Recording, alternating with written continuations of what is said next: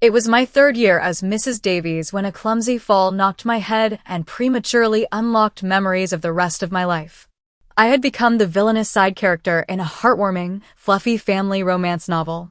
My husband, the quiet, loyal second male lead, who secretly adored the heroine. My brother-in-law, the scummy ex-boyfriend of the heroine. My elder brother-in-law, the ultimate alpha male lead. And me, married to the second lead, coveting the main character, flirting with the younger brother, and trying to charm every other eligible man. I was a walking disaster, constantly making trouble for the heroine, until I finally managed to kill myself. The rumor goes that when I died, I was clutching half of a fried butter stick I had dug out from a trash can. Charlotte Clark died in a blizzard. Her body was discovered with a death grip on a fried butter she had fished out from the garbage. They'd say the news spread back to Sea City, and everyone who knew me thought I got what I deserved. They laughed. They cursed. And in no time, I was forgotten. No one would remember me after a while. Excuse me? What? I don't even eat fried butter, and from a trash can? Who were they trying to humiliate? Suddenly, I shot up from bed, but the dizziness quickly pulled me back down. 5 days. I had been stuck in this bed for 5 days, suffering from a mild concussion. The doctor had ordered bed rest. 5 days ago, we were celebrating my 3rd wedding anniversary with Thomas Davies. Our families decided to throw a grand event. On one hand, it marked 3 years of union between our families. On the other hand, a new project between our companies had just completed its early stages and needed the perfect occasion to go public. No birthdays or holidays were coming up, so naturally, the anniversary became the chosen event. Neither mine nor Thomas's personal preferences mattered at all. Fortunately, we were both practical people, long past the rebellious phase of youth. As long as it benefited us and our families, we would cooperate. If we couldn't cooperate willingly, we'd force ourselves to. We'd play the role of a loving couple at countless social gatherings, and that night was no different. I smiled demurely, slipping my arm through Thomas's as we descended the grand staircase. Just as we reached the middle step, Thomas received an important business call. "Go ahead. I'll join you after," he said, stepping aside. I waved him off with a casual smile. I'm not a helpless child. I can handle these events on my own. He hesitated, eyeing my high heels. "Be careful on the stairs," he warned. I rolled my eyes. "I'm not an idiot, okay?" And then I missed a step. I tumbled down the stairs in front of Thomas and all the guests, knocking myself unconscious in the process. The next thing I knew, I woke up in a hospital bed, diagnosed with a mild concussion. Nothing serious. Just a few days of rest, and I would be fine, the doctor assured Thomas. He told him I might experience nausea, dizziness, and even some retrograde amnesia, forgetting the incident entirely. When I regained consciousness, the doctor asked me a few questions before concluding, "Looks like you remember everything. No amnesia, just a bit of nausea, which will pass in a day or two." But I disagreed. There was a big problem, a very big one. While I hadn't lost my memory, strange fragments of images had begun flooding my mind, disjointed, chaotic memories that seemed to come from another life. These strange flashes of recollection persisted over the next 5 days, even as the rest of my symptoms improved. And today, I finally pieced it all together. If these memories were real, if I was truly living inside a novel, then I had undoubtedly been cast as the evil supporting character. Thomas Davies, my loving husband, was actually the male lead's best friend, silently devoted to the heroine. His younger brother, Henry Davies, was the heroine's wild, rebellious ex-boyfriend. And his older brother, Edward Davies, was the male lead, the cold, stoic, perfect CEO. The heroine, according to my memories, her name was Clementine Taylor, an ordinary young woman who had just graduated from college and was caught in a tangled love story between these men. As for me, the moment I laid eyes on Clementine, jealousy consumed me. I tormented her relentlessly, enraged that all the men around me, including my husband, were drawn to her. Despite having a gentle, handsome husband, I inexplicably found myself infatuated with Edward, the alpha male lead. Naturally, he treated me with disdain. And when my attempts to win him over failed, I turned my attention to Henry, my brother-in-law. What kind of soap opera nightmare had I landed in? Even modern TV dramas wouldn't dare script something this absurd. This plot made no sense and was completely out of character for me. I wasn't some lovesick fool. I was a practical, money-minded woman.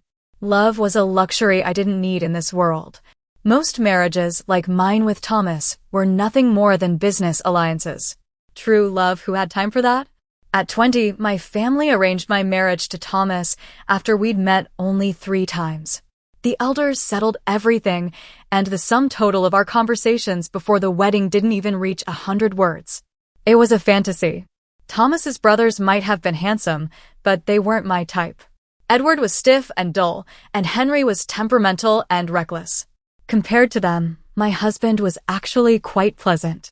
Thomas was patient, respectful, and we were compatible in every sense. Our marriage was practical and beneficial for both families, which suited me just fine. He didn't love me, and I didn't love him. We both understood that. If he hadn't married me, he would have married some other girl. He would have treated her just as well and gone about his life in exactly the same way. He was all about business. Love and a happy marriage were secondary concerns, and that was where we saw eye to eye. Love was a fleeting dream, but money brought real security. So, how could I possibly lose my mind over Edward? It was ridiculous. Maybe I really had hit my head too hard. I made a mental note to schedule another checkup. While planning, I picked up my phone and messaged Thomas, "Hey, can you bring me some spicy chips when you get home?" The big bag. I couldn't resist junk food, and after 5 days without it, I was craving it. Thomas, always busy, rarely had time to reply instantly, but he answered within 3 minutes. I spoke to the doctor. He recommended you stick to a light diet for a few more days. No fried or spicy food until after your checkup tomorrow. I feel fine now. I can go for the checkup today. We have an appointment for tomorrow. I'm swamped today and can't take you. I can go on my own. Don't worry about me. Thomas hesitated, then relented slightly. I'll have Joey go with you. I'll contact Dr. Brown to reschedule. Joey was the daughter of the Davies family's head housekeeper. After graduating college without finding a suitable job, she returned to the estate to help out. Normally, Thomas and I didn't like having strangers in the house, so we relied on temporary cleaning services. But since my injury, Thomas had requested Joey to stay and assist. She was reliable, having grown up in the Davies household, and we shared a common understanding of the world of wealth. I agreed to let her accompany me, and she quickly prepared the car. As we drove to the hospital, Joey casually mentioned, "Ma'am, I have a friend who recently graduated from Sea City University. She's excellent, interned at a big company, and her bosses spoke highly of her. I heard the eldest master's assistant is on maternity leave, and they're looking for a replacement. The position is by internal referral only. Do you think you could mention her to Mr. Thomas and help her get a chance?" In this society, it was all about connections, and asking for favors was nothing new. I barely knew the company's affairs, but you want me to ask Thomas to recommend someone to his brother. I replied, "Well, Mr. Edward is out of town on business, and he left the hiring to Mr. Thomas for the time being." Fine, it was a small favor, and I wasn't one to refuse help. Send me her resume later. I'll talk to him about it, but no promises. Joey beamed. Thank you. I'll send it right after we get back. Just remember, I'm not guaranteeing anything. Of course, ma'am. Just giving her a chance is enough. I thought for a moment. What's her name? Her name is Clementine Taylor. Wait, what did you say her name was again? I was stunned. My brain struggled to process the familiar name. What did you say her name was again? I asked, my voice betraying my confusion. Joey responded without hesitation, Clementine Taylor. Shock hit me like a cold wave, and I forgot all about my craving for spicy chips. The moment we got home, I hurriedly asked Joey to send me Clementine Taylor's resume. She was quick, and in less than 5 minutes, a colorful resume appeared on my phone. At the top right corner, there was a headshot of the girl. Her hair was long and sleek, a dark black, and though she wasn't stunningly beautiful, she wasn't plain either. Clementine Taylor had a classic oval face with delicate features. At first glance, she seemed easy to overlook, but when she smiled, Two tiny dimples lit up her entire face, making her look remarkably charming. She had that understated elegance, the type of beauty that grew on you the more you looked. No wonder Henry Davies had been hooked for so many years. He never went for the bold and glamorous type. This gentle, almost next-door neighbor charm was clearly his weakness. And now it made sense why, despite their endless fights, he always came crawling back to her with that stubborn grin of his. I hesitated for a moment, wondering if I should even pass this resume along to Thomas. But I prided myself on being someone who kept her word. Besides, there was absolutely no way I could ever fall for my brother-in-law. So jealousy wouldn't drive me to make Clementine's life difficult. If, as my memory suggested, Thomas truly did fall for Clementine Taylor, I would just keep this marriage going as long as it worked. And if it didn't, well, I'd take a hefty settlement and vanish into the sunset. Who cared about getting tangled in their love triangle, especially when I was always the unwanted piece on the side? Thomas worked late that night and didn't get home until after 9 o'clock. Joey had already instructed the chef to prepare something for him, and then she came up to my room to inform me, "Mr. Thomas is back, ma'am. Would you like to go downstairs to see him?" Joey's reminder was a subtle nudge to keep my promise. Reluctantly, I pulled myself out from under the covers, threw on a knitted cardigan, and waited for her to finish her chores. Joy's bright smile as she left made it clear she was quite fond of Clementine Taylor. By the time I made it downstairs, Thomas Davies was already at the dinner table, his eyes glued to the financial news on his tablet. He was the epitome of a workaholic, always trying to squeeze 3 minutes out of everyone. At least he'd made time to get married, unlike his older brother Edward, who had practically set up camp in his office. He only showed up at the family estate for monthly dinners, and even then, he was as elusive as a dragon. Edward was nearing 30, still single, and if the mess with Clementine Taylor was any indication, he wouldn't be settling down anytime soon. A 30-year-old eligible bachelor was rare, but a 30-year-old pure-hearted one was practically an endangered species. Thomas once mentioned that his brother had never even been in a relationship, let alone kissed anyone. At this rate, he might as well become a wizard. These random thoughts filled my mind as I settled next to Thomas. He lowered his tablet and glanced at me. "What did the doctor say?" "Everything's fine. I'm fully recovered." "That's good," he said with relief, his tired features softening, and he finally allowed himself a small smile. "You're tall enough. Maybe skip the high heels from now on," he teased, referencing my fall from days ago. "I'm sorry for messing up such an important event," I said, accepting my mistake. "It's all right. Your health is what matters." "And what did your grandfather say?" "He just asked how you were doing." "Nothing more." Thomas had likely shouldered most of the pressure from the Davies family, but surprisingly, there had been no word from my side of the family. The Clarks, aside from a single half-hearted phone call from my mother after I woke up, no one had chastised me for ruining the event. It was no surprise, though. In the world of the Clarks, family ties were thin at best. Every penny spent on me had always been treated as an investment, and they were careful never to make a bad one. At the legal age of marriage, I was promptly thrown into the dating pool. My family turned their noses up at anyone whose background didn't match theirs. They'd finally deemed Thomas Davies acceptable, a veritable golden ticket. At our wedding, both families announced a major business partnership, and Thomas was given the responsibility for its success. A reward for sacrificing a happy marriage to further family interests. He agreed to the union, but not out of love. As the second child, his position was awkward, with an outstanding older brother groomed to inherit and a reckless younger one. Thomas wanted more. He saw marriage as a shortcut to gaining the resources he needed. At least the Davies family was harmonious. The 3 brothers supported one another, each playing their part in the family business. Henry Davies, once a spoiled playboy, had been whipped into shape after shadowing his brothers for a year. Now he even spoke with a hint of formality. The Clark family, on the other hand, was a mess. My father had more illegitimate children than I could count, and my older brother followed in his footsteps, becoming a father to 3 children before even getting married. My mother used my father's money to keep a stable of boyfriends. In the world of elite marriages, most couples led separate lives as long as their actions didn't cause a scandal. To this day, I hadn't even met my half-siblings. Lost in these thoughts, I was pulled back by Thomas's voice. Have you contacted your family? No. Find time to visit them. They're worried about you. Doubtful, they were probably only concerned about the negative publicity. My well-being had never mattered in that strange flood of memories. I saw a future where, after our divorce, my family turned their backs on me. When the Davies brothers demanded an apology for me to Clementine Taylor, my father revoked my trust fund and froze my accounts, leaving me penniless. I ended up living in a tiny town where I was robbed of the last of my possessions and died in a freezing, empty apartment. The clerk sent someone to cremate me and scattered my ashes in some desolate place.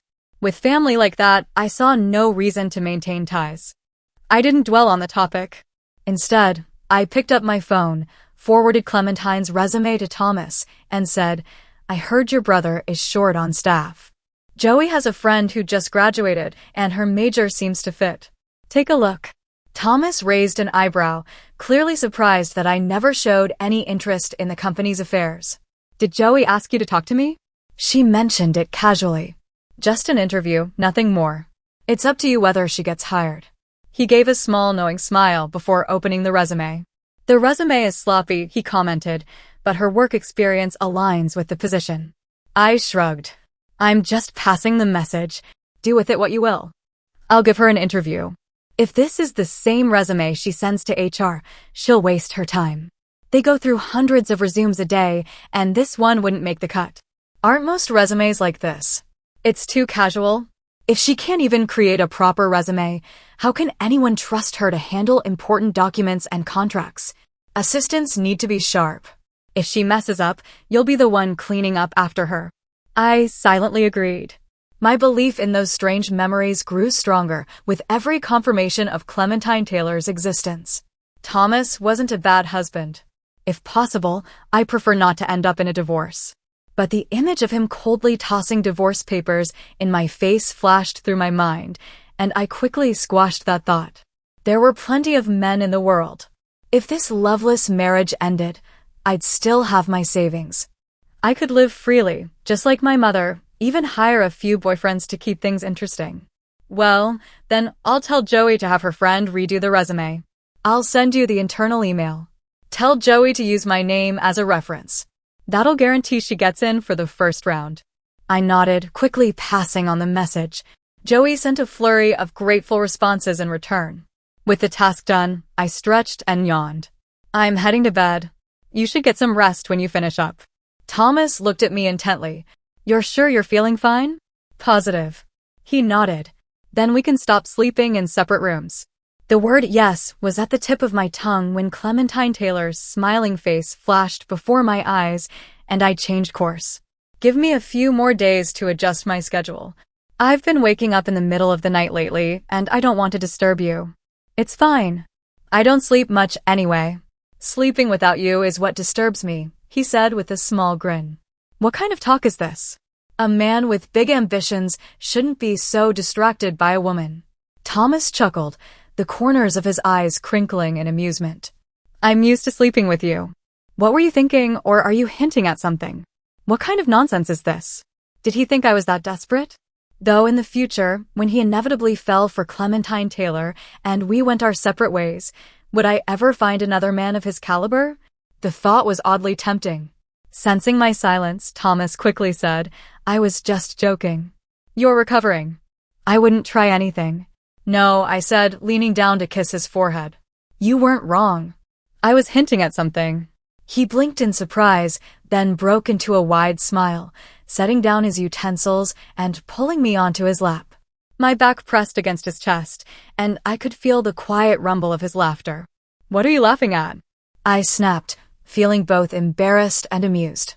He rested his chin on my shoulder, nuzzling against me like a puppy. You were right. I am distracted by you. Given that I was still recovering, Thomas didn't push things too far. After helping me freshen up, he headed to the study to work late into the night.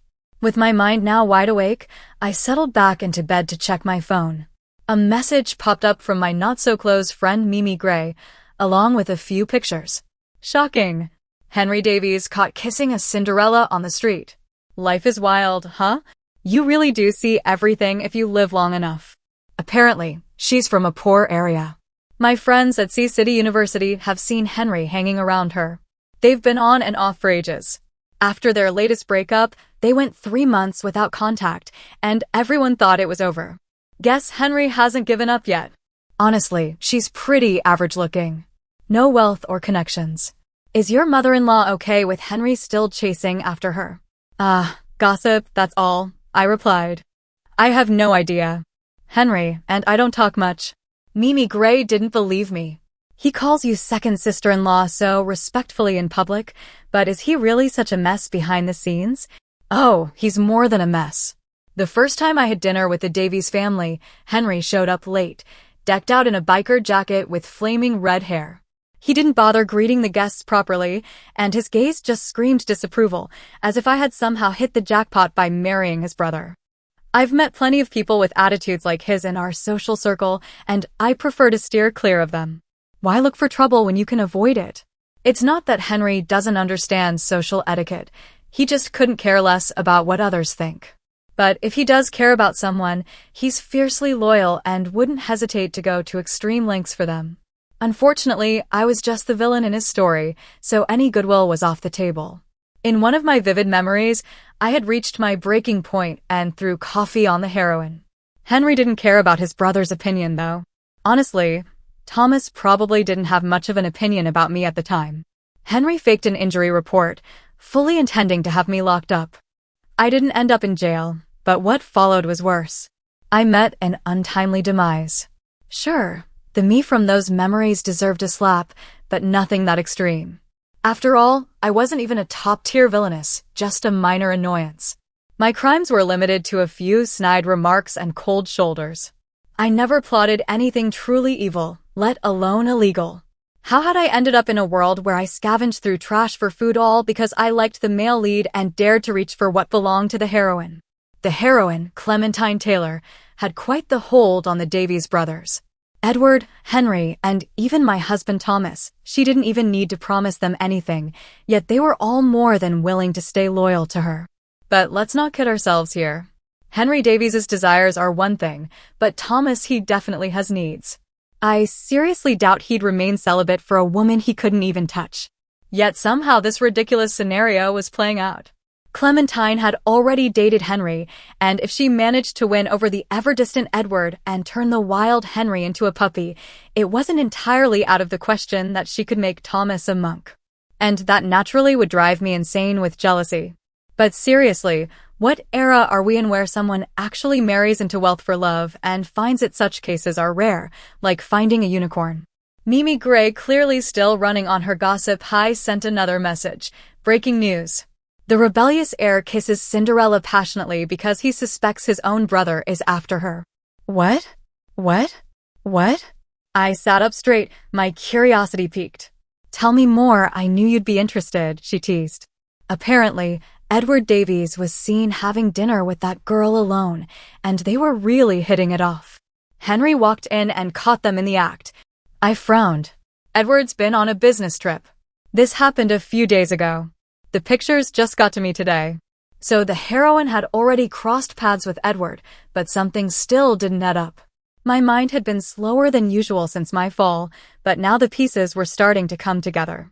When Thomas finally finished work and came to bed, it hit me.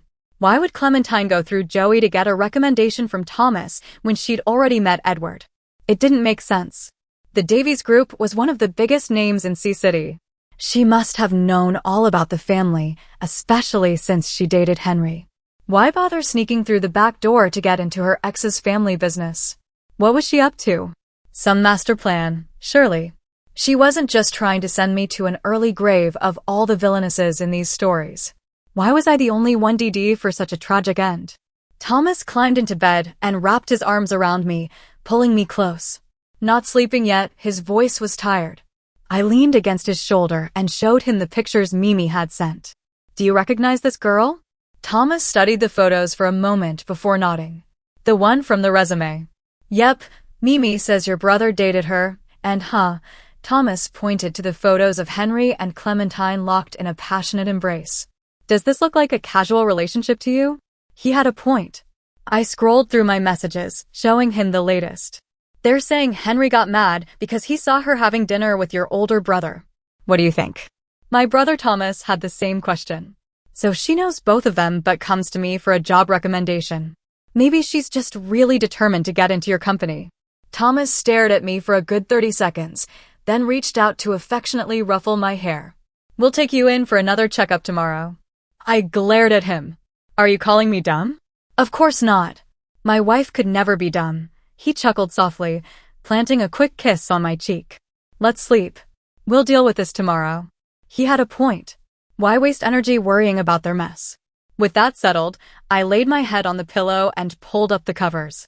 Thomas switched off the lights and, as usual, snuggled up close. He loved holding me while we slept, though I never found it comfortable. I'd protested countless times to no avail. For a couple that was supposed to be married in name only, we certainly acted like something more. The next morning, a rare weekend when Thomas didn't have work, we slept in until the sun was high in the sky. Over breakfast, Thomas wasted no time calling Joey over.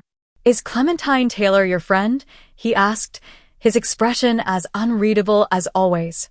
Joey, sensing his serious tone, immediately tensed. Yes, she dated Henry. They were together for a few years, but broke up months ago. How long were they dating? Since Henry's junior year of college. So about 3 years. As Thomas peeled an egg for me, he continued. And what did she tell you about joining the company? Joey blinked, clearly not following. Tell me about why she wants to work here. Joey began to speak quickly, as if worried that slowing down might make her seem suspicious. She said the Davies Group has always been her goal. She submitted her resume twice through the website but was rejected both times. Since I was working at the estate and overheard the eldest master and his father discussing the need for a new assistant, I thought it might be a chance for her. I asked if I could recommend a friend, and they told me to ask you since you were in charge of the hiring. Joey looked genuinely flustered, beads of sweat forming on her forehead. She didn't seem to be hiding anything. Maybe she had acted on her own without Clementine's knowledge. Thomas placed the peeled egg onto my plate, his voice still calm. Did she know Henry works at the company? Yes, but that's why she didn't apply to his department. Has my brother met her? Joey looked confused. I don't know. Clementine never mentioned it. Thomas shot her a quick, cool glance that made her straighten up even more, like a soldier being inspected by a commanding officer. And how did you two meet? We both went to City University. She was a year behind me, and we were in the same student council. Clementine was hardworking, but she had financial difficulties. I sympathized with her and helped her out when I could. How much did Henry give her? Joey's face froze, anger flashing in her eyes. She quickly reined it in, but her tone grew stiff. My friend isn't that kind of person. Henry pursued her relentlessly. She had no intention of dating anyone while juggling school and work. Thomas chuckled. So my brother was shameless. Joey winced, the bravado gone. I didn't mean it like that. All right, one last question, Thomas said, wiping his hands with a napkin. How long did it take for Henry to win her over? Joey responded quickly, a month. Thomas leaned back, his voice laced with irony. A true case of persistence. Sensing the sarcasm, Joey stayed silent, lips pressed tightly together. True to his word, Thomas dismissed her after the final question, letting her return to her duties. I, on the other hand, was left feeling confused. That's it? You're done asking? What more do you want to know? I had a feeling he was hinting that I wasn't too bright. What did you get out of that? Nothing concrete yet. I still need to talk to Henry and see if their stories line up. So you're suspicious that Clementine deliberately targeted Henry? There are plenty of girls like her, I frowned. The heroine of a story is usually kind and sincere, not the type to play games. Thomas pushed a glass of milk toward me. Drink up. You need it. You're so annoying. After breakfast, Thomas went straight to his study to call Henry, and I had a feeling he'd call Edward next. Whatever his brother said must have irritated him because when he came out of the study, his mood was noticeably darker. I didn't press him for details, but later that night, As we were getting ready for bed, he brought it up. Henry said he was the one who pursued her, and she never really wanted to be with him. Over their 3 years together, they fought constantly, broke up, got back together, and repeated the cycle. She told him it was exhausting, that he was too immature. Well, she wasn't wrong. I remembered Henry's red hair and awful social skills when we first met. I could only nod in agreement. As for my brother, Thomas continued, he said the dinner was a thank you gesture.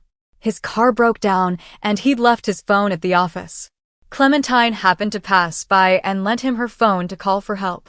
Since it was lunchtime, he figured he'd buy her a meal as thanks. See? A true heroine wouldn't resort to underhanded tricks, I said. In my memories, Clementine Taylor had always been an ambitious, hardworking woman, far better than someone like me who is content to live a cushy, lazy life. If it weren't for the tangled mess of her love life, everything would have been perfect. But what could she do? Men couldn't seem to look away from her. Take Thomas Davies, for instance. He started off suspicious of her, but after confirming it was just a misunderstanding, his whole demeanor changed. Clementine Taylor's image in his eyes shifted dramatically, and just like that, the spark of love was there. Compared to Henry Davies, who was still immature, a girl like Clementine Taylor was better suited for men like Edward or Thomas Davies, mature and grounded. If I weren't already occupying the position of Mrs. Davies, she'd probably lean toward Thomas. Sure, Edward Davies had all the right qualities, but his cold, distant personality didn't win him any points. I even remembered a time he went with Clementine to visit her parents, maintaining that icy demeanor, which certainly didn't endear him to his future in-laws. Sigh. I let out a long breath. Thomas's gaze shifted toward me. What are you sighing about? I just feel like things aren't easy for any of us. I was forced into marriage by family obligations, and Thomas had to marry for the sake of the family's interests. Clementine Taylor focused on her career, never intending to attract so much male attention, yet here she was, entangled in a complicated web of emotions. And me? I had it the worst. While Thomas might lose love, I could lose my life. Thomas didn't say anything, just gave me a strange look. Then, peeling another egg for me, he said, I've been thinking about it for days. Something's been off with you ever since you hit your head. Well, of course, anyone would seem strange if they suddenly had future memories flooding their mind. I didn't argue, just went along with him. You're not wrong. Something unusual has happened to me. I carefully chose my words, considering how to explain. Do you believe in people being able to foresee the future? Thomas didn't answer, and I didn't really expect him to. I continued, it might sound unbelievable, but we're living in a novel.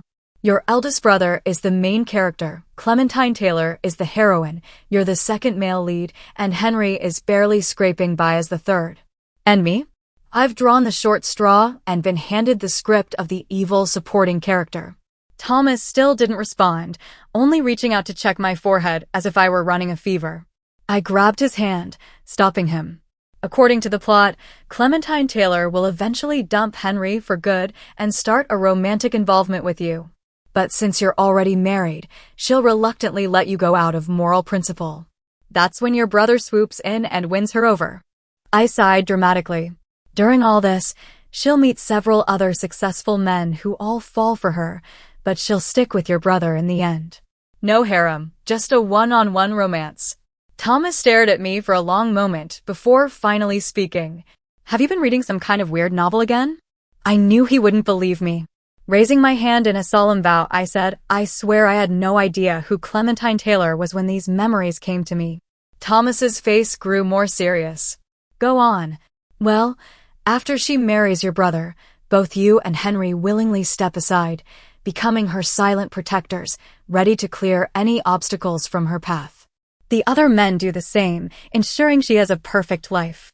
Thomas, seemingly uninterested in this part of the story, asked, what happens to you? I sighed deeply before answering, I die. Thomas's arms tightened around me, and I added in a small, frustrated voice, I die in a really terrible way. I recalled my grim fate in the story. I fall in love with your brother, but he hates me. So out of spite, I try to seduce Henry, but Henry humiliates me, says awful things, and even tries to send me to jail. I'm law-abiding, of course, so he doesn't get the chance. But by the time I've exhausted all my schemes, I try to return to you, only to find you've thrown divorce papers in my face. No matter how much I beg, you stay cold and indifferent. Thomas remained silent, gently rubbing my back as I spoke. We divorce, and when my parents find out, they're furious. They won't let me come home. They seize all my funds, freeze my bank accounts, and leave me completely destitute. I clenched my fist in the sheets, recalling the cruelty of it all. Everyone in our social circle laughs at me. I can't stay in the city, so I take what little I have left and move to some small town. But then I'm robbed of everything, all my jewelry and designer clothes gone. The police can't do anything. They say there's no security footage, no leads. I spend weeks starving and eventually die in that dingy little apartment. I added, punching the mattress in frustration. And when I died, I was holding half a fried butter stick I'd pulled out of a trash can. I hated fried butter, but I was too stubborn to eat it and starved to death. Can you believe it? I refused to eat even when I was dying. Thomas couldn't help but chuckle. And then what? There's nothing more. I'm dead, so what happens next isn't really about me. I shrugged but went on anyway. Apparently, when news of my death reached the city, you all said I got what I deserved. No one came to see me, not even at the end. My family hired someone to take care of the remains, but they pocketed the money for my grave and scattered my ashes somewhere in the wilderness. When I finished, Thomas kissed my forehead. Poor thing. What kind of nightmare was that? He didn't believe me. I couldn't blame him. It did sound far-fetched. If I hadn't experienced it myself, I wouldn't have believed it either. So I wasn't angry. Instead, I simply declared, I'm only 23. I've got plenty of life ahead of me. I don't plan on dying anytime soon. I'll stay away from all of you, and if you ever want a divorce, just let me know. I promise I won't put up a fight. No divorce. Thomas took my face in his hands, looking deeply into my eyes. Charlotte Clark, no matter what you've forgotten, you need to remember this. We made a vow on our wedding day. We promised to stay together for life. I won't divorce you, and you're not allowed to bring it up again. Don't even think about it. A vow? Confusion was written all over my face. Thomas gently tucked a stray lock of hair behind my ear, his eyes misting over as he whispered, I'm sorry. I immediately responded, I don't blame you. He looked devastated, his voice thick with guilt. I should have been more careful. It's my fault you got hurt. It wasn't your fault. I wasn't paying attention. I should have noticed sooner. He kissed me again, this time softly on the lips, a tender gesture meant to soothe. Don't worry. We'll go to the hospital tomorrow. We'll get this sorted out. What did he mean by that? Did he think I wasn't okay? Well, I guess I wasn't exactly normal. The next day, Thomas took me to a different hospital. The diagnosis was memory confusion caused by a concussion. The doctor, pushing up his silver-framed glasses, explained calmly, this is uncommon. Concussions often lead to amnesia, with patients either forgetting the days surrounding the event or selectively erasing memories. Sometimes they lose all memory entirely. But Mrs. Davies's case of memory confusion is something I haven't seen before. I was completely lost. Thomas chimed in, she's been reading a lot of novels. Could that be related? He had already filled the doctor in on my tragic fate. The doctor nodded thoughtfully. There's a good chance you might want to check her reading history. It could offer some insight. I wasn't sure if I was a fan of novels or not, but given my idle lifestyle, it seemed likely. The doctor was patient, methodically going through my reading list with Thomas. They skimmed most titles, only stopping to read a few summaries. Apparently, I had been a real online novel enthusiast before the accident. Finally, after nearly an hour, they found a book called The Rise of the Fallen Cinderella. When Thomas and the doctor read the title aloud, I couldn't help but cringe. Why did these novels always have such over-the-top names? Thomas and the doctor took their time reading through the chapters and eventually found my character's debut in chapter 33, Charlotte Clark, the evil supporting character. Mystery solved.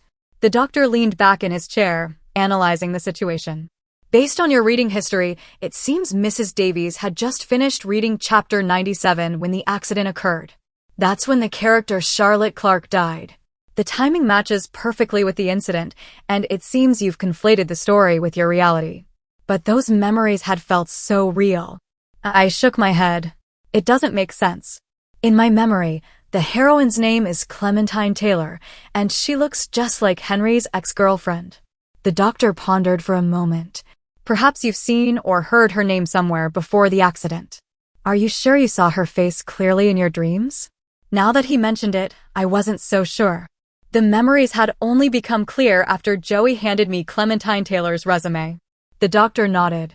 It's likely just a coincidence. In the novel, the heroine is involved with the three brothers at one point. It's plausible that the story's elements aligned with your life. I couldn't argue with that, but I pointed out another odd coincidence. But I have a friend whose love interest got involved with Clementine Taylor. I've never met the guy, but my friend is like a villainous character in her story too. Her line follows the same pattern. The doctor asked how my friend described the situation. She said her crush had started chatting with Clementine Taylor, and they were getting close. Did your friend specifically say the name Clementine Taylor? I checked my messages with Mimi Gray, scanning through the chat, and no, Mimi had never mentioned Clementine Taylor's name. Maybe she just didn't know her name, I mumbled. The doctor suggested you could ask your friend to confirm. Thomas added, Mimi Gray already knows what Clementine looks like.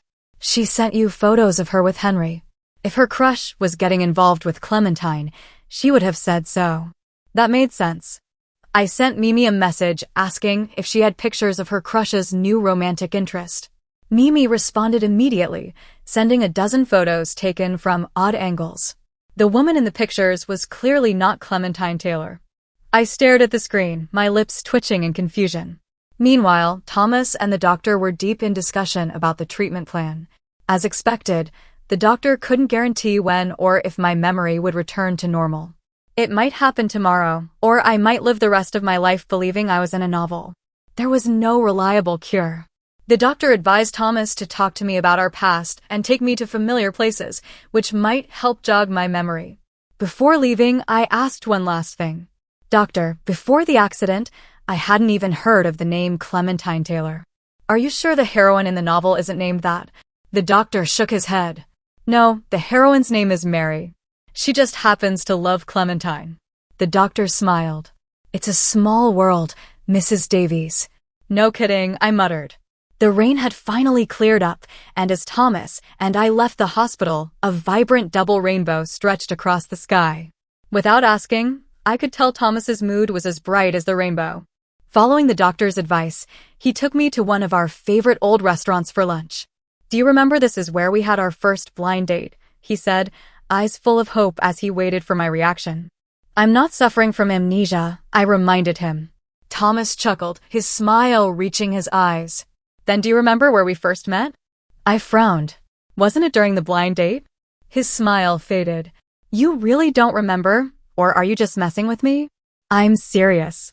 I don't remember. His face darkened. Charlotte Clark, this isn't funny. Oh, this might be more serious than I thought. Maybe I should tell him what happened. I suggested cautiously, Thomas, my grandparents lived in Ani before they immigrated, in the same neighborhood as the Clark family. I lay there in the dark, ears perked up. When I was young, my parents and I often visited them. Your neighborhood didn't have many kids, and your brother didn't like playing with you. That's true. My brother was 5 years older than me. By the time I was old enough to remember things, he already had his own group of friends and didn't want a little sister tagging along. We ran into each other a few times at the neighborhood playground. Thomas continued, you figured out that I'd play with you, so you started coming to find me every day to play house. I wasn't pleased with his phrasing. What do you mean I dragged you into it? You were only 2 years older than me. You were probably just as into playing house. No, I never liked it, he insisted. Then how come you played with me every day? I countered. You were only 2 years older than me. You must have been just as into it. I never liked playing house, he repeated. So you tricked me into writing it? I teased. You told me we were too young to talk about marriage, but you cried your eyes out and wouldn't let go of my leg. You're lying, I protested. I was such a proper little lady back then. I wouldn't have done that. Thomas let out a deep sigh in the dark. Denying the truth, Charlotte Clark. You really are a coward. Reverse psychology won't work on me. I'm just telling it like it is. Well, I refuse to accept it, I huffed. Thomas chuckled softly. You're telling me you weren't tempted all those months we spent together, and you didn't feel anything for me. I was the second male lead, and you never thought about making the first move. Securing me would have been smarter than getting a divorce. I shook my head, amused. Love is one thing, but my life's at stake here. He chuckled again. Since when are you so careful about your life? When I told you to watch your step before the banquet, you didn't listen. Don't remind me. I've regretted it ever since. Thomas shifted closer, carefully wrapping an arm around me. Promise me you won't get hurt again, okay? You clumsy idiot. This was clearly something that weighed heavily on his mind. I reached up, cupping his cheek. Stop worrying. I'm fine now, aren't I? He grumbled. You call memory loss being fine? I'm still alive and kicking, aren't I? I took his hand and placed it on my belly. I'm healthy, and I'm going to be a mom soon. Pregnancy is going to be hard, I know, so let's just have this one and be done with it. You'd better be responsible for birth control, I warned. I won't take any pills. Thomas's hand gently rubbed my belly. Pills are bad for your health. You're not allowed to take them. That was one thing I loved about him. He truly cared about my well-being. Some men only cared about themselves, completely disregarding the toll it took on their partners. I tilted my head up and kissed his chin, which made Thomas laugh. He lowered his head, and this time our lips met in a kiss that tasted like fresh mint. He didn't smoke or drink, so the only scents on him were from his shampoo and body wash. After a while, he pulled away. I made a small sound of confusion. He said, "No more time to sleep." I understood immediately and wriggled out of his embrace, rolling back to my side of the bed. These days, we couldn't sleep wrapped around each other too closely. It was too risky with the baby. Thomas lay next to me for a while before getting up. I'm going to take a shower upstairs. There's a bathroom in this room. I don't want to wake you. I'm not even tired yet. Thomas hesitated for a second, then decided against going upstairs. Before he headed into the bathroom, he turned the light on for me so I wouldn't be stuck in the dark with my phone. When he came back to bed, his skin still damp from the shower, he lay down beside me, facing me but keeping a safe distance. Do you know why I made you write that promise? He asked. I was wide awake now, curiosity piqued. Why didn't you tell me before? Because of the marriage promise you made when you were little. There was a playful smile on his face, that same devilish charm that could be dangerous. I figured that since you promised to marry me back then and actually became Mrs. Davies, if you promised to stay with me forever, you wouldn't break your word. I laughed. You're just as childish as Henry. Thomas took my hand in his, holding it gently yet firmly. His touch spread warmth through me, and I felt my heart beat faster. My cheeks flushed, and I instinctively looked away from his intense gaze. Thomas chuckled softly. You're telling me you weren't tempted all those months we spent together, and you didn't feel anything for me. I was the second male lead, and you never thought about making the first move. Securing me would have been smarter than getting a divorce. I shook my head, amused. Love is one thing, but my life's at stake here. He chuckled again. Since when are you so careful about your life? When I told you to watch your step before the banquet, you didn't listen. Don't remind me. I've regretted it ever since. Thomas shifted closer, carefully wrapping an arm around me. Promise me you won't get hurt again, okay? You clumsy idiot. This was clearly something that weighed heavily on his mind. I reached up, cupping his cheek. Stop worrying. I'm fine now, aren't I? He grumbled. You call memory loss being fine? I'm still alive and kicking, aren't I? I took his hand and placed it on my belly. I'm healthy, and I'm going to be a mom soon. Pregnancy is going to be hard, I know, so let's just have this one and be done with it. You'd better be responsible for birth control, I warned. I won't take any pills. Thomas's hand gently rubbed my belly. Pills are bad for your health. You're not allowed to take them. That was one thing I loved about him. He truly cared about my well-being. Some men only cared about themselves, completely disregarding the toll it took on their partners. I tilted my head up and kissed his chin, which made Thomas laugh. He lowered his head, and this time our lips met in a kiss that tasted like fresh mint. He didn't smoke or drink, so the only scents on him were from his shampoo and body wash. After a while, he pulled away. I made a small sound of confusion. He said, "No more time to sleep." I understood immediately and wriggled out of his embrace, rolling back to my side of the bed. These days, we couldn't sleep wrapped around each other too closely. It was too risky with the baby. Thomas lay next to me for a while before getting up. I'm going to take a shower upstairs. There's a bathroom in this room. I don't want to wake you. I'm not even tired yet. Thomas hesitated for a second, then decided against going upstairs. Before he headed into the bathroom, he turned the light on for me so I wouldn't be stuck in the dark with my phone. When he came back to bed, his skin still damp from the shower, he lay down beside me, facing me but keeping a safe distance. Do you know why I made you write that promise? He asked. I was wide awake now, curiosity piqued. Why didn't you tell me before? Because of the marriage promise you made when you were little. There was a playful smile on his face, that same devilish charm that could be dangerous. I figured that since you promised to marry me back then and actually became Mrs. Davies, if you promised to stay with me forever, you wouldn't break your word. I laughed. You're just as childish as Henry. Thomas took my hand in his, holding it gently yet firmly. His touch spread warmth through me, and I felt my heart beat faster. My cheeks flushed, and I instinctively looked away from his intense gaze. Thomas chuckled softly. You're telling me you weren't tempted all those months we spent together, and you didn't feel anything for me. I was the second male lead, and you never thought about making the first move. Securing me would have been smarter than getting a divorce. I shook my head, amused. Love is one thing, but my life's at stake here. He chuckled again. Since when are you so careful about your life? When I told you to watch your step before the banquet, you didn't listen. Don't remind me. I've regretted it ever since. Thomas shifted closer, carefully wrapping an arm around me. Promise me you won't get hurt again, okay? You clumsy idiot. This was clearly something that weighed heavily on his mind. I reached up, cupping his cheek. Stop worrying. I'm fine now, aren't I? He grumbled. You call memory loss being fine? I'm still alive and kicking, aren't I? I took his hand and placed it on my belly. I'm healthy, and I'm going to be a mom soon. Pregnancy is going to be hard, I know. So, let's just have this one and be done, okay? I'd always liked kids, but it wasn't about having many. One would be enough, and we could give them all the love and attention they needed. Then you'd better be responsible for birth control, I said. I will, Thomas replied.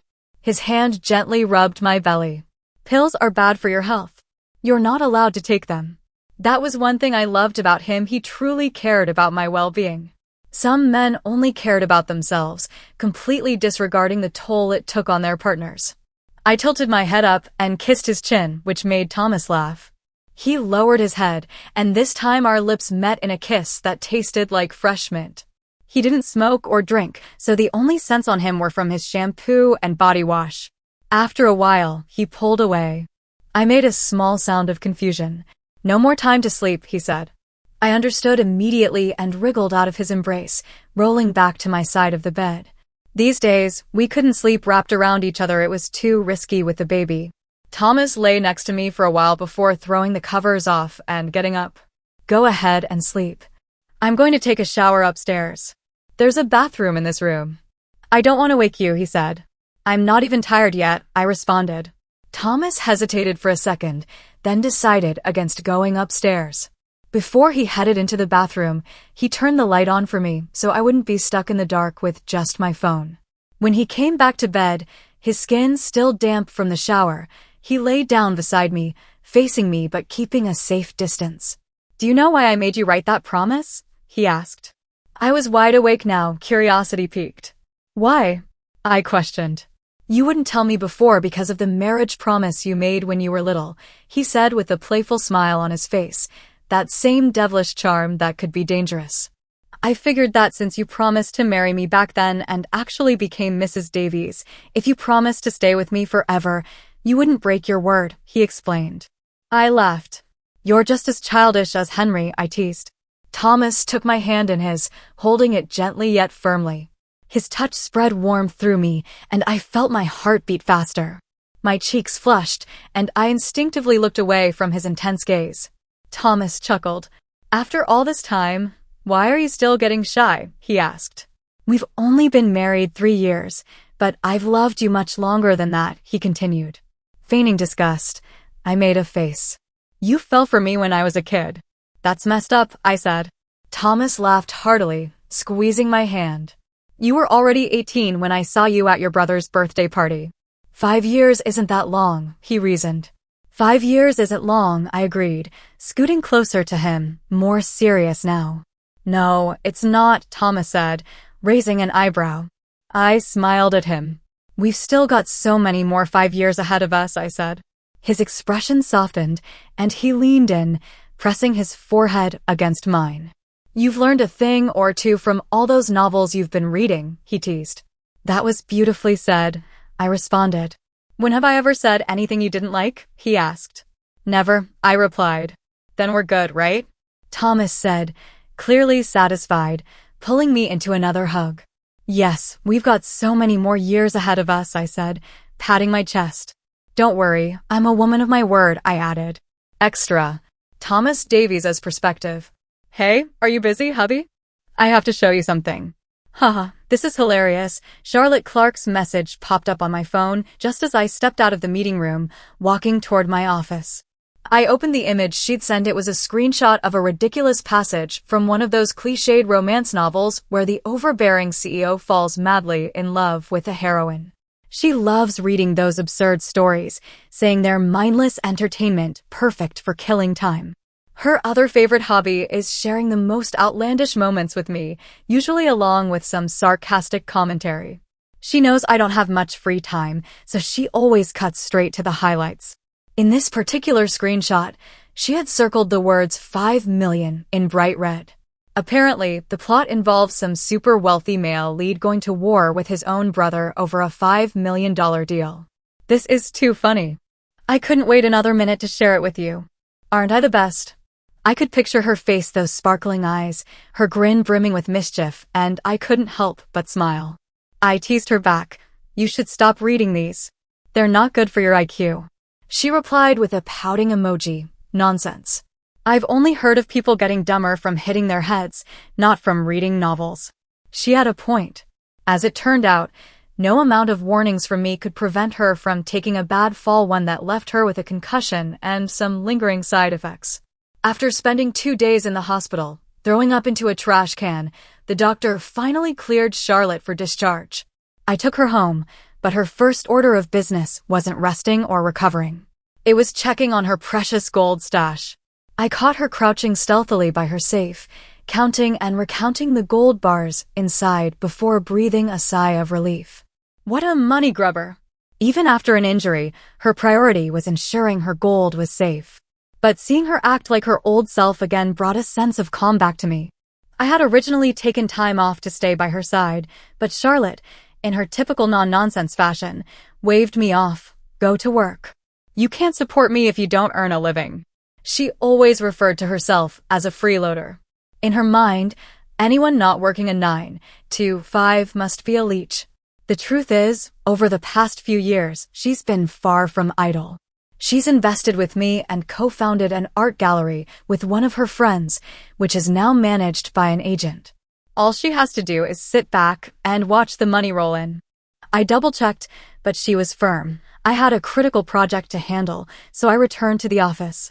Life resumed its usual rhythm, and everything seemed to be going back to normal. But then I noticed something odd. Charlotte wasn't sending me her usual stream of novel excerpts anymore. When I asked her why, her expression flickered in a way I couldn't quite read.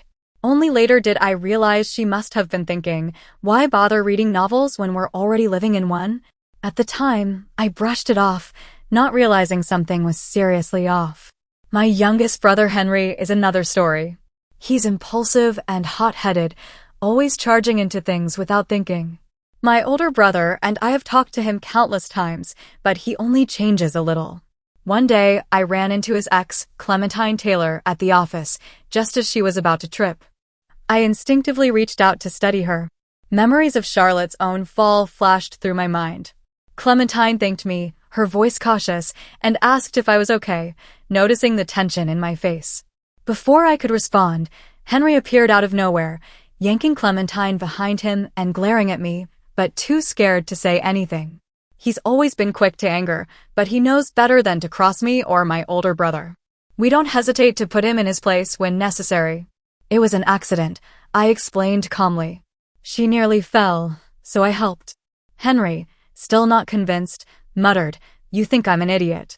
I didn't bother responding. Arguing with him while he was in such a foul mood was pointless. I had work to do and left them to sort it out later. I overheard Henry accusing Clementine of scheming to get close to his two older brothers, calling us cunning old foxes who would chew her up and spit her out. That little punk. He had the nerve to run his mouth, but I let it go.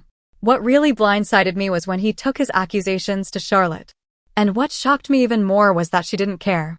Instead of being outraged or upset, she shrugged it off, saying we were just in a marriage of convenience. When I confronted her, she showed no signs of jealousy or anger. Just a casual indifference, which wasn't like her at all. Charlotte isn't one to cause scenes, but I'd have expected at least a question or two if she thought her husband was cheating. It was then that I realized something was seriously wrong. She dismissed me, saying she had plans with her friends. Was she deliberately ignoring me to make a point? I drove her to meet them, but the entire ride, she was glued to her phone, not bothering to talk. She seemed to believe Henry over me, which stung more than I'd like to admit. 3 years of love undermined by a few careless words from my brother. Reality was harsher than I thought. She didn't just believe Henry. She thought she was living out the role of an evil supporting character. At first, I didn't take her seriously. My wife has always had a vivid imagination, but the way she told her story with such conviction forced me to reconsider. It was ridiculous yet strangely coherent, full of detailed accounts, including her distaste for fried butter. Charlotte's never liked fried butter. Even in her imaginary narrative, she was cursing herself for being picky about food, even in the face of death. I sighed and decided it was time for another trip to the hospital. The diagnosis this time: memory confusion. It made far more sense than memory awakening. Charlotte, relieved to escape her self-imposed fate as an evil supporting character, seemed to improve quickly. But I wasn't doing so well. Sure, she was still my wife, but her feelings for me had changed. I just wanted her to love me again, to rank me at least as highly as her beloved gold bars. I couldn't help but laugh at myself. Henry was constantly competing with other men, and here I was, competing with money. Charlotte has always loved money. For a time, I'd been like her half-life, just as important as her wealth. She was sharp enough to pick up on my anxiety and tried to cheer me up, though she wasn't particularly good at it. Usually, it was the other way around. I was the one doing the comforting. One day, she came to me with an unexpected question. "What do you want for your birthday this year?" She wanted to surprise me. The fact that she said it aloud already ruined the surprise, but it was such a Charlotte thing to do that I couldn't help but smile.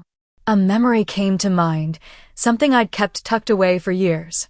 Back in college, when I moved out of my family home, my grandfather had given me his penthouse apartment in the city.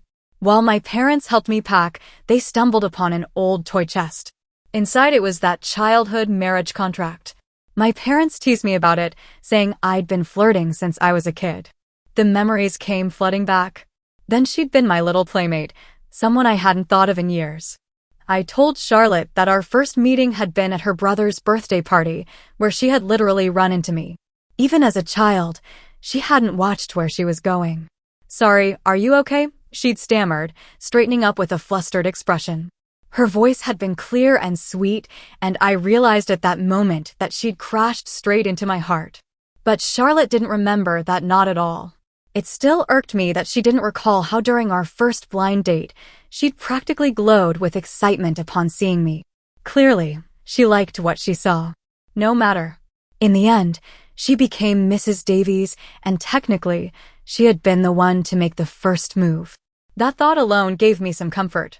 That's why I'd asked her to write that promise for me, her new marriage contract, a safeguard to reassure myself that she wouldn't leave. Charlotte, with her practical nature, didn't understand its value. To her, only houses, stocks, and gold held any real meaning. I suppose, in a way, she was right. The world does run on money, and I work hard for that reason. But not for grand ideals, just to ensure a good life for us both. If the family business wasn't such a big deal, I'd love nothing more than to clock in late and leave early every day. Still, I never truly cared about money before Charlotte. It was only after meeting her that I felt a deep desire to provide and succeed. When we were first getting to know each other, I asked about her interests. Her eyes sparkled. I like money. Money is pretty great, she said. I agreed, somewhat caught off guard. In this world, how can you get by without it? If I didn't already know she came from the wealthy Clark family, I might have thought she'd lived through some tough times. She lifted her chin with a smug expression. You've got money, right? Because if not, I'm not marrying you. I nodded. I've got enough to support you. Well, you'd better keep working hard then. It's expensive to take care of me, she said. What could I say when a woman lays down the law like that? You've got no choice but to step up. After we got married, Charlotte sometimes complained that I was married more to my work than to her. Once I saw her texting a friend, writing, "My husband's true love is his job." I felt a surge of irritation. But before I could say anything, she followed it up with, "But the reason he works so hard is to take care of me. He really loves me so much. I'm the happiest woman alive. Being a freeloader is the best." Noticing me behind her, Charlotte jumped and then immediately ran to throw her arms around me, smiling sweetly. You're 2 minutes late today, hubby. I missed you so much. How could I stay mad after that? I caught her holding her tightly to keep her from falling. I'm married to my work, am I? I asked. Charlotte blinked before planting a kiss on my cheek. Trying to make amends, you're married to me, obviously. And you, who else would I love? That was all I needed to hear. Reading the room, Charlotte grinned and added, I'm so lucky to have married the best husband ever. I must have saved the world in a past life. I raised an eyebrow. All right, what do you want to buy this time? She giggled, hopping off me and dashing off to grab her tablet. Mimi Gray sent me some investment opportunities. Help me take a look. Money obsessed as usual, I teased, taking the tablet from her. If only you loved me as much as you love your investments, I said. I do. Money is half my life, and you're the other half, she declared. Well, then I guess I should feel honored. You absolutely should, I agreed. Charlotte said it with such conviction that I couldn't help but agree. Fine, if I rank alongside her precious gold, what more could I ask for? The end. Thanks for stopping by. Subscribe and hit the notification bell so you don't miss out on any new videos.